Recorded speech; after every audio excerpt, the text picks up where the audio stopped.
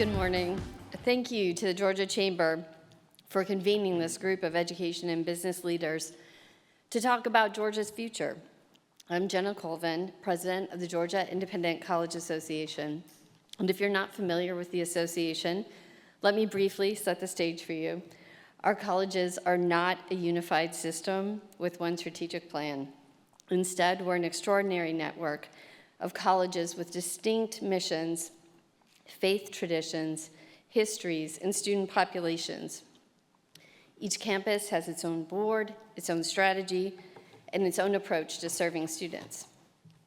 My job is mostly persuasion, collaboration, and the occasional well-timed reminder email. I don't have the kind of authority the chancellor and the commissioner have, so I usually come bearing data and donuts. But what we do share is powerful. All of our colleges were founded by preachers and pioneers, people who put down roots in the steepled hills and small town squares across the state, and they believed that education should form character, open doors, and strengthen communities for all Georgians. That same mission-driven DNA is why our campuses continue to produce the kind of talent Georgia's economy needs. People of competence and conviction, ready to lead, serve, and build. We have campus leaders here today from Barry, Brenau, Clark Atlanta, Emory, Reinhardt, Spelman, Wesleyan, and Young Harris College. I hope you'll have a chance to connect with them. Today's question from the chamber was, how are our colleges responding to current events? And I thought, wow, those two words, current events, they're doing a lot of work in that question. So when I say current events, I don't think we're just talking about the headlines, although there are a lot. I think we're talking too about the lived reality on campuses, the ripple effects of COVID on the learning environment and the campus operations, a season of leadership transition as institutions reset and rebuild, and intense pressure from parents and students who are asking very directly, is this worth it and what comes next? At the same time, the world of work is moving under our feet. The half-life of technical skills is shorter than ever, and employers are looking for a mix of technical competence and the human skills that don't show up neatly on a transcript or in AI. And all of that is happening in a louder, more skeptical environment around higher education, with more scrutiny, more regulation, and more demand for visible outcomes. But here's the good news. Higher education has helped drive every major transformation in American life. When we shifted from an agricultural society to an industrial one, colleges became the new training ground for professions and civic leadership. In the early 20th century, and especially through the wartime mobilization, universities increasingly served as the nation's organized capacity for research and problem solving. After World War II, the GI Bill expanded opportunity and helped build the modern middle class. And Sputnik renewed a national commitment to science and innovation. Today, we again are in an opportunity space shaped by technological change, workforce realignment, and a new level of access to information. This is our moment to show our stakeholders, plainly and credibly, that higher education is a trusted partner in Georgia's future and a force for opportunity for Georgia families and students. So I'm going to make my remarks a little practical. From our side of the house, we bring three unique strengths that matter for Georgia right now. First, we're leading with value by offering students real choice, smaller, more individualized learning environments where students are known, supported, and challenged to grow. And for many students, that fit includes aligning with the college's unique mission, whether it's a faith-based campus, an HBCU, a women's college, or a community-centered institution.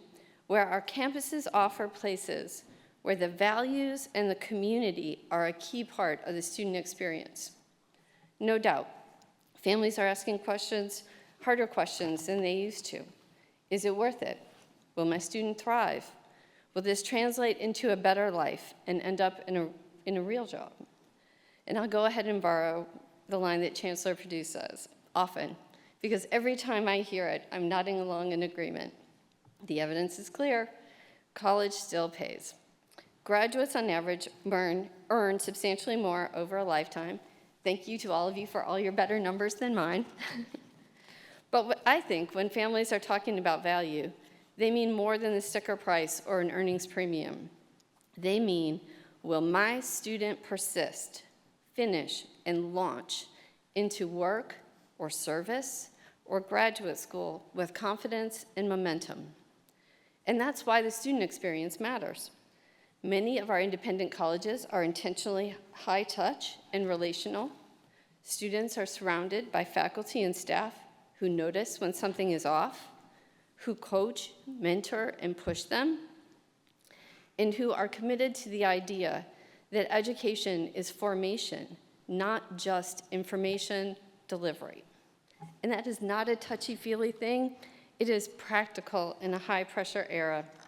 Students who feel connected and supported are more likely to stay engaged, persist, and graduate ready. And as technology reshapes work, ready means more than technical knowledge. Before AI even exploded on the scene, employers consistently told us they needed graduates who can think critically, communicate clearly, collaborate well, and exercise judgment. Those are uniquely human skills, developed through writing, speaking, teamwork, ethical reasoning, and problem solving, alongside technical competence. So the first point I want to make is this.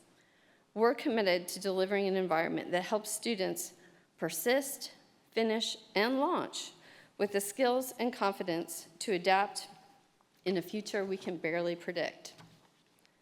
Second, we're doubling down on the work-based learning because experience changes everything for a student.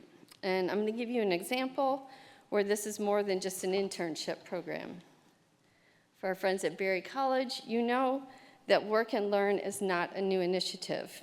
It's part of the institution's DNA, going back more than a century to Martha Berry in the earliest days, where students split their time between learning and actually building the campus. Today, that tradition lives on through Berry's LifeWorks program, where they commit to provide each student with up to 8 semesters of paid personal and professional development opportunities and experiences as part-time employees of the college. The result is straightforward. When students graduate, they're not learning workplace basics for the first time.